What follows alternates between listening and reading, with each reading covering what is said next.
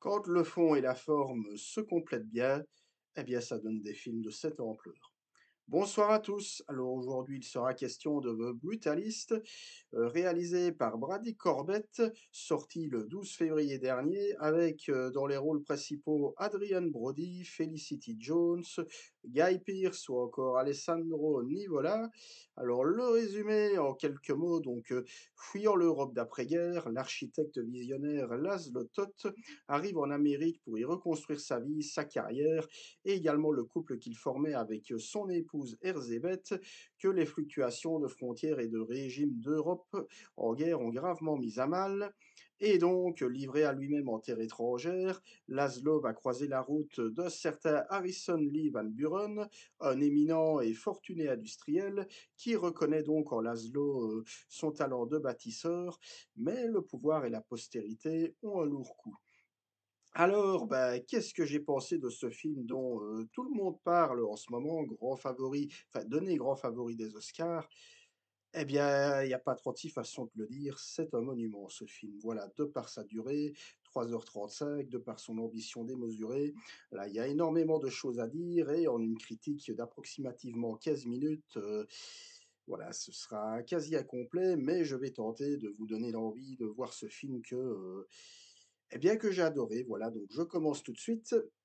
Alors, je vais d'abord parler de la mise en scène. Alors, il faut savoir que le film est construit en 2 parties bien distinctes. Enfin, plus précisément, on a un prologue, puis une première partie, une deuxième partie et un épilogue entrecoupé d'un entracte. Et oui, Brady Corbett, le réalisateur, a choisi de mettre un entracte de 15 minutes qui fait clairement partie du film, donc qui est compris dans les 3h35 du film. Voilà, c'est dire le degré d'ambition. Alors la première partie, donc qui voit donc le retour de Laszlo en Amérique, multiplie les idées. Alors on a déjà ce plan qu'on peut voir d'ailleurs sur certaines des affiches du film, qui ouvre d'ailleurs un peu le film, de la Statue de la Liberté qui est filmée à l'envers et qui vient en quelque sorte un peu écraser, si je puis dire, le visage de Laszlo afin de symboliser tout l'espoir qu'elle représente pour ce dernier qui a survécu, hein, je veux dire, au camp de concentration, et donc le fait que l'on voit le plan de la Statue de la Liberté qui s'achemine progressivement vers le visage de Laszlo, c'est pour montrer donc le poids qu'elle va symboliser pour lui. Voilà. Et on a également toute une série de plans aériens, hein, je veux dire, qui vont nous montrer un petit peu l'Amérique, hein, je veux dire l'Amérique d'après-guerre. Voilà, le film commence en 1947 et aussi pour symboliser l'espoir qu'elle représente pour tous ces étrangers, j'ai envie de dire, mais bon, dans le sens large du terme.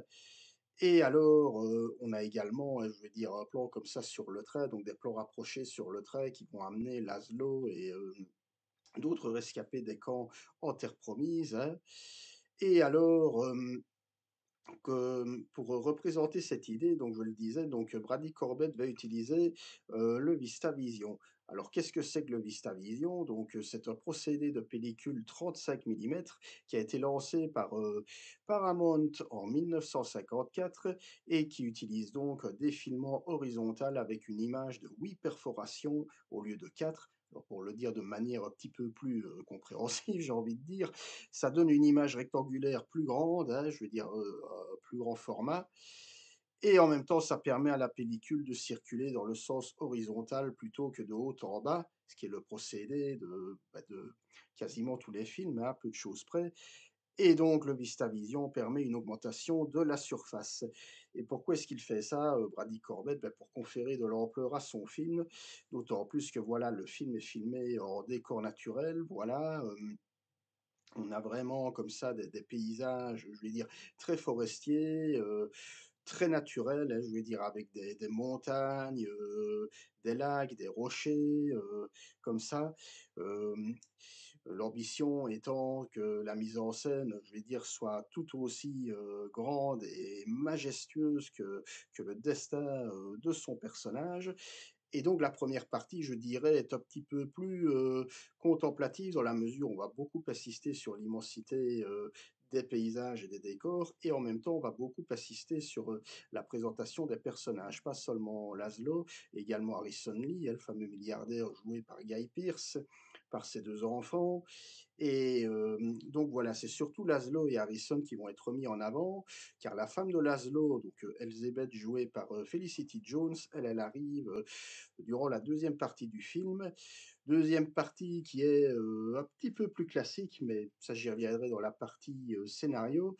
Et donc je le disais, donc la mise en scène qui est liée au destin du personnage, donc vraiment très ambitieuse et qui se traduit aussi par des changements d'atmosphère, c'est-à-dire qu'elle est grise et éteinte dans les moments de déprime, parce que c'est un personnage, Laszlo, qui est très complexe, hein, je veux dire, on va le voir parfois déprimé et enfuir sa déprime dans les bras de prostituées ou consommer de l'héroïne aussi. Et alors souvent, bah, ces scènes ont lieu dans des décors froids, glauques, hein, parfois dans le cas des prostituées, mais souvent, voilà, dans des décors froids et assez exigus, donc des petites salles de bain ou des petites chambres. C'est une manière de resserrer, hein, je veux dire, le personnage face à ses états d'âme, une très belle idée de mise en scène. Et à l'inverse, on va avoir droit à des couleurs plus chaudes, voilà, bel éclairage qui va bien mettre en avant les visages et les vêtements des protagonistes, donc des couleurs et des lumières chaudes dans les moments de joie, comme les moments de fête ou d'inauguration du centre commercial, enfin, entre guillemets, que Harrison Lee va commander à Laszlo. Et donc, j'ai envie de dire, dans cette façon de faire, hein, de vraiment lier la mise en scène aux états d'âme de son personnage, il y a quand même pas mal d'inspiration kubrickienne, hein, si je puis dire. Ça renvoie notamment à Barry Lyndon de Stanley Kubrick, où voilà, Barry Lyndon qui est connu également pour enfin, je veux dire, pour ses nombreuses séquences filmées uniquement à la bougie. Pour traduire, hein, je veux dire, tout l'état dans lequel se situe Barry Lyndon à ce moment-là. Et ici, sauf que voilà, le film, bon voilà, il y a de vrais éclairages de cinéma ici dans The Brutalist, mais on sent que Bradley Corbett s'inspire quand même pas mal de Kubrick pour, voilà, quoi, je vais dire, pour faire en sorte que la mise en scène soit conforme aux différents états d'âme du personnage. Voilà. Alors maintenant, je vais passer au scénario. Donc, je le disais, un scénario qui est constitué en deux grandes parties. Bon, d'abord un prologue et un épilogue, mais au milieu, on a deux grandes parties. Donc, une première partie, je l'ai dit, l'arrivée de Laszlo aux États-Unis, qui est plus contemplative. On va plus se focaliser sur la présentation des personnages. Et une deuxième partie qui est beaucoup plus classique, où en gros Laszlo retrouve sa femme donc Elizabeth, qui bon, on sent qu'ils ont un petit peu de mal à se remettre ensemble. Il faut dire qu'ils sont quand même restés quelques années séparés et que chacun de leur côté, bon, elle un petit peu moins que lui, mais que voilà, l'appel de la chair, on va le dire comme ça, hein, a fait que, je le disais, Laszlo qui a fréquenté pas mal de prostituées, qui allait aussi dans les cinémas porno pour se faire un petit plaisir solitaire, voilà. Et on sent que les retrouvailles, voilà, ça va y aller, vaille que vaille, j'ai envie de dire, d'autant plus qu'on sent que Harrison lui-même va développer une sorte, d'attirance, un peu malsaine vis-à-vis de Laszlo. Et donc voilà, donc la deuxième partie, entremêle, plusieurs choses à la fois. Et j'ai envie de dire que c'est peut-être là un peu le point faible du film, c'est que des fois elle privilégie, certaines thématiques plutôt que d'autres. Voilà, la grande thématique, j'ai envie de dire, du film de manière générale, c'est l'envers du rêve américain. Car, vous le savez sans doute, hein, mais je veux dire, durant l'après-guerre, les riches, hein, je veux dire les milliardaires, en fait, les gens très riches exploitaient les étrangers, donc qui, à l'instar de Laszlo, arrivaient aux États-Unis dans l'espoir de faire fortune, hein, parce qu'on va le voir, Laszlo, quand il va commencer à avoir du pouvoir, son caractère va changer. C'est voilà, donc c'est clairement pas un personnage blanc comme neige. Et on va voir qu'en fait, l'idée que les riches exploitaient les étrangers, ça va se voir à travers le personnage de Harrison Lee qui, comme je le disais, va nouer une relation ambiguë, avec Laszlo. Donc il va au départ l'engager parce qu'il est extrêmement admiratif de son travail, puis on va voir qu'il y a peut-être autre chose, qui va être mise à mal également par le retour de la femme de Laszlo.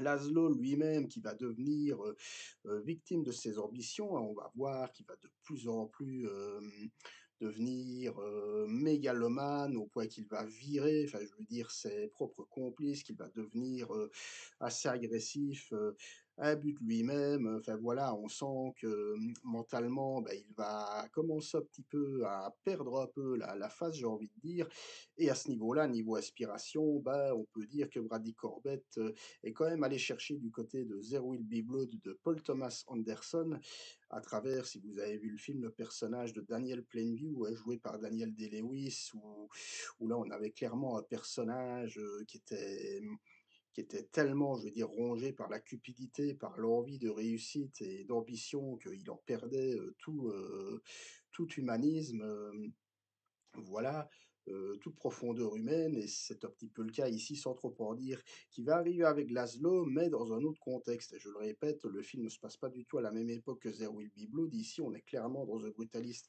dans l'après-guerre. Et voilà, donc c'est clairement, on est vraiment dans une étude de caractère, donc dans un rapport du personnage avec son nouvel environnement, qui est bien mis en avant, je le disais, par la première partie.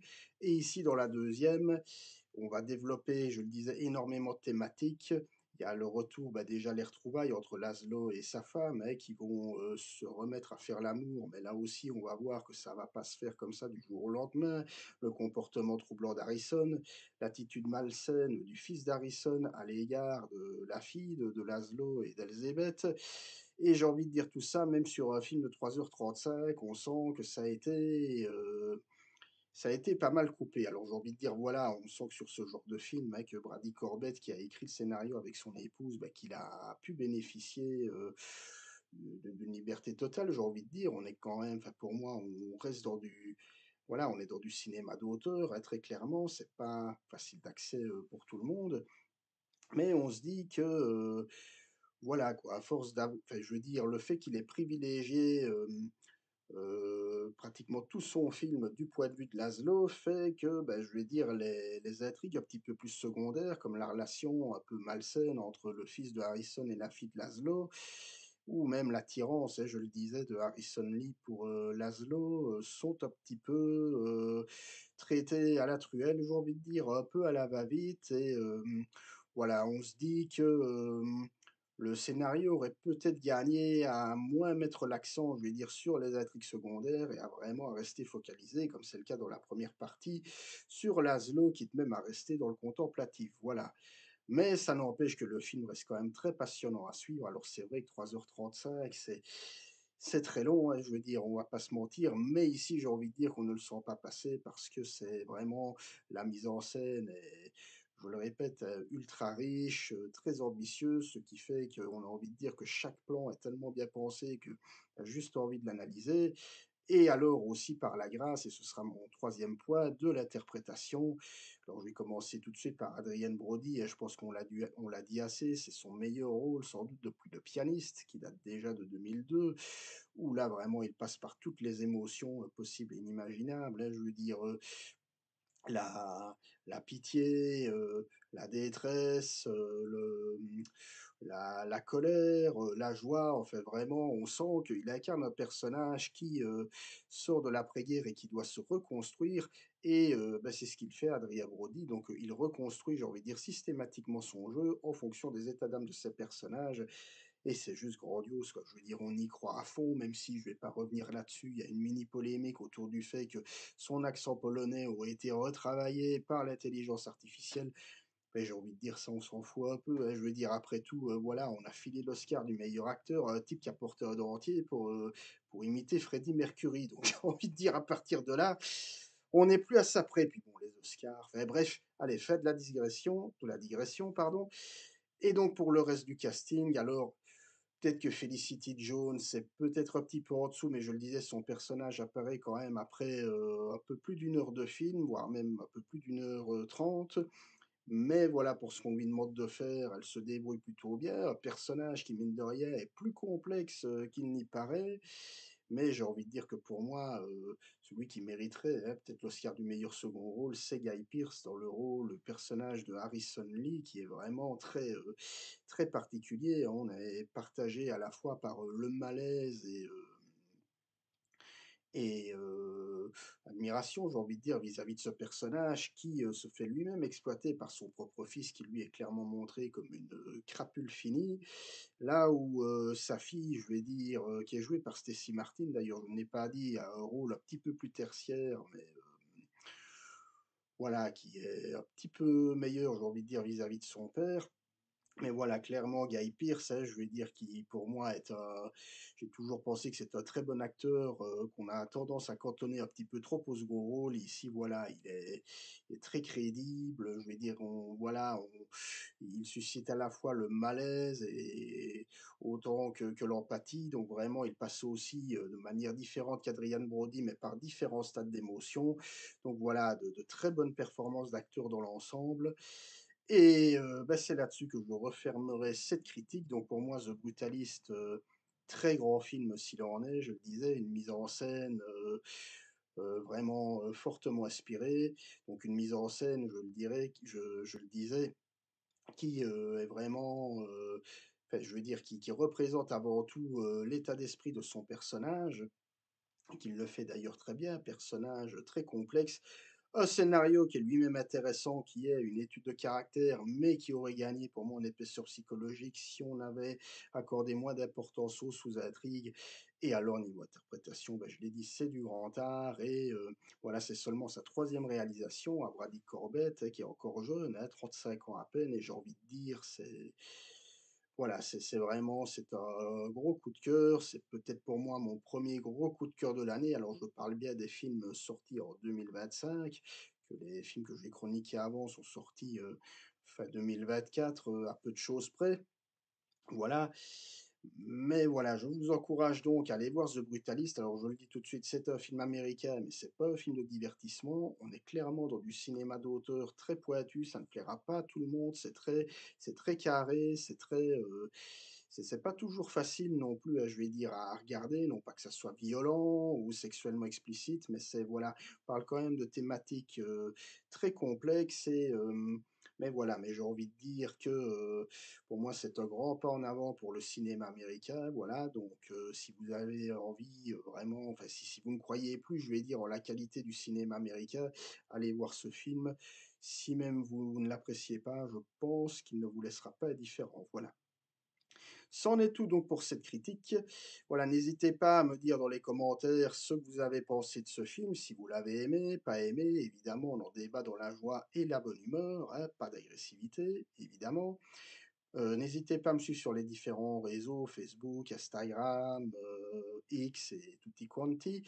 Quant à nous, on se retrouvera, très prochainement pour, reparler, de Roger Corman, de la World Cinema Project de Martin Scorsese et de tout un tas d'autres choses. D'ici là, portez-vous bien. Salut, salut, ciao.